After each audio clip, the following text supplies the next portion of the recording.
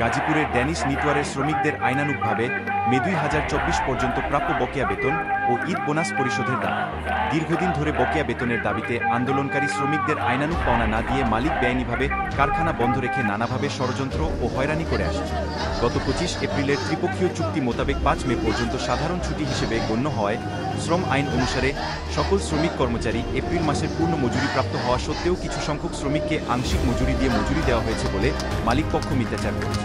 মালিকদের সংগঠন বিজিএমইএ দায়িত্বশীল হলে এতদিন শ্রমিকদের পাওনা দেওয়ার ব্যবস্থা করতে পারত, কিন্তু তা না করে চরম দায়িত্বহীন আচরণ করছে।